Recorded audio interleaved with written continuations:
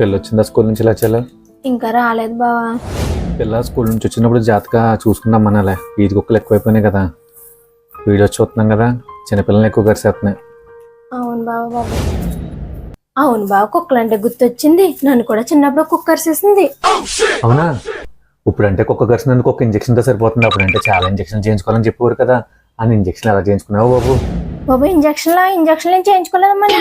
అయినా నీకు తెలుసు కదా నాకు ఇంజక్షన్ అంటే భయం అని. కుక్కడికి చెప్పి దెబ్బ అంటారు కదా. కుక్క కరిసిన చోట చెప్తే 4 దెబ్బలేసాడంతే మా తాత. కరిసిన చోట చెప్తే 4 దెబ్బలేసాడంతే మా తాత. కుక్క కాటుకు చెప్పి దెబ్బ అనేది సామెత. అయితే నువ్వు మొత్తం మీద ఇంజక్షన్ చేయించుకోలేదన్నమాట. ఓహో, అందుకేనా అప్పుడెప్పుడు నా మీద పిచ్చెక్కినట్టు అరుతావు? పెద్ద మాట అన్నాడు సరాడు.